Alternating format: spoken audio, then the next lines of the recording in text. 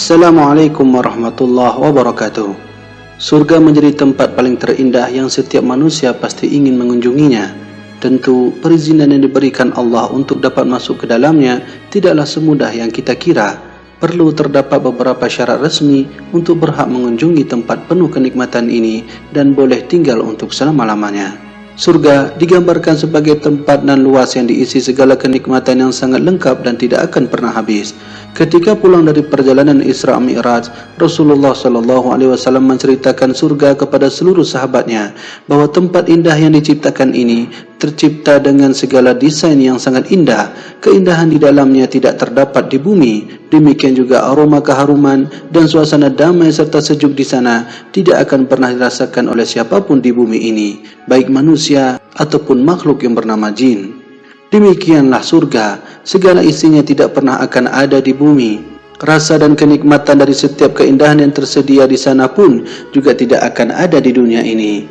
Tapi Anda harus tahu, walau segala kenikmatan itu hanya ada di dalam surga, namun di bumi tempat kita tinggal ini nyatanya terdapat beberapa jenis isi surga yang diturunkan Allah ke dalamnya. Salah satu di antaranya bahkan dapat ditemukan di negeri kita, Indonesia. Tahukah Anda benda apa sajakah yang diturunkan oleh Allah dari surga untuk muka bumi ini? Berikut penjelasannya.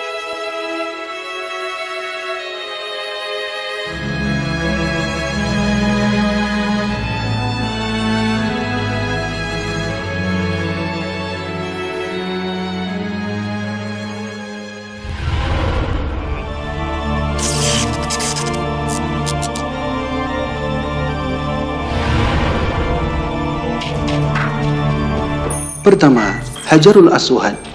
Hajar Aswad sangat tidak asing bagi umat Islam. Batu hitam yang berada di salah satu sisi Ka'bah ini dipercaya berasal dari surga. Berdasarkan informasi dari Rasulullah yang sampai kepada kita meriwayatkan bahwa Hajar Aswad sesungguhnya dibawa langsung oleh malaikat Jibril alaihi salam yang kemudian diserahkan kepada Nabi Ismail dan Ibrahim sewaktu keduanya membangun Ka'bah.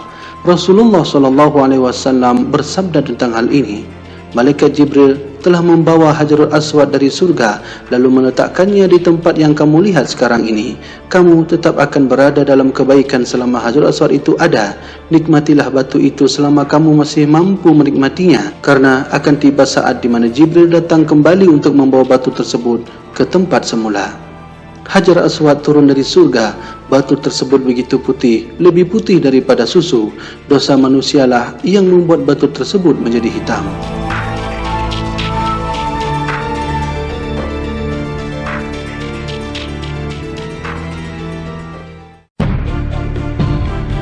Kedua, kayu gaharu. Sama seperti mana Hajarul Aswad, kayu gaharu juga dipercaya menjadi salah satu barang yang turunkan dari surga. Namun tahukah Anda, ternyata di Indonesia, gaharu banyak ditemukan di Maroke, Papua, di Borneo, Kalimantan, Sulawesi, dan sebagian pulau Sumatera. Untuk harga jualnya, kayu ini memecahkan rekor sebagai kayu termahal di dunia. Kayu gaharu yang mengandung kupal bisa dihargai hingga puluhan juta rupiah per kilonya. Produk olahan dari kayu gaharu dapat dijadikan beberapa olahan untuk bersifat mewangian. Salah satunya seperti dupa, gelang, kalung, dan tasbih gaharu. Selain itu, kayu gaharu memiliki sifat wangian alami yang tahan lama. Pohon dan kayu gaharu menjadi tenar dan mahal lantaran mengandung resin, akan berbau harum dan banyak digunakan dalam industri kosmetik maupun obat-obatan. Kayu gaharu menjadi salah satu komoditas ekspor andalan Indonesia. Bagaimana tidak mahal? Asalnya saja dari tempat terindah di alam semesta. Rasulullah SAW bersabda terkait tentang hal ini.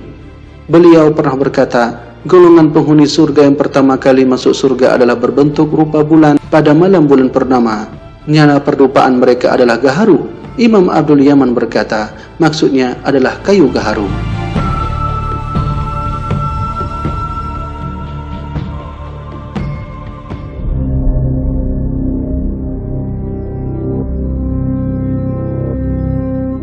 Tiga, batu makam Nabi Ibrahim alaihissalam. Batu ini terletak di sisi Ka'bah. Dahulunya menjadi pijakan Nabi Ibrahim ketika membangun Ka'bah. Menariknya, batu ini layaknya katrol yang membangun pembangunan gedung bertingkat pada era kini. Ketika Nabi Ibrahim perlu meletakkan batu-batuan dan tanah pada tempat yang tinggi dari Ka'bah, maka Nabi hanya cukup berdiri di atas batu makam tersebut. sehingga batu tersebut mengangkat Nabi ke atas, dan ketika selesai maka ia turun pula dengan sendirinya ke bawah hingga mendekati Nabi Ismail yang berada di bawah untuk mengambil batu-batuan bangunan. Pada batu tersebut masih tampak bekas kedua telapak kaki Nabi Ibrahim alaihissalam. Dahulunya batu ini memancarkan cahaya putih seperti Hajarul Aswad, namun Allah telah memadamkan cahayanya karena seandainya cahaya tersebut masih ada digabungkan dengan cahaya batu Hajarul Aswad, maka akan menerangi seluruh bagian yang ada di antara ufuk timur dan ufuk barat. Batu pijakan itu diturunkan oleh Allah dari surga bersama-sama dengan Hajarul Aswad. Kedua batu menjadi aksesoris Baitullah ini telah dimuliakan Allah dengan firman-Nya.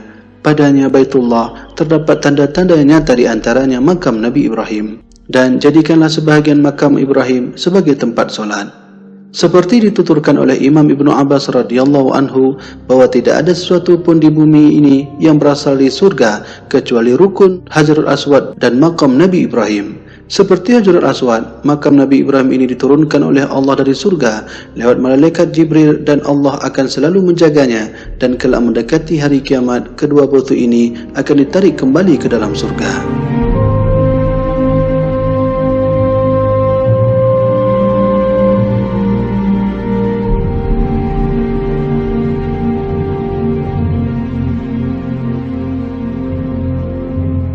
Demikianlah 3 benda surga yang diturunkan oleh Allah Subhanahu wa taala ke muka bumi ini.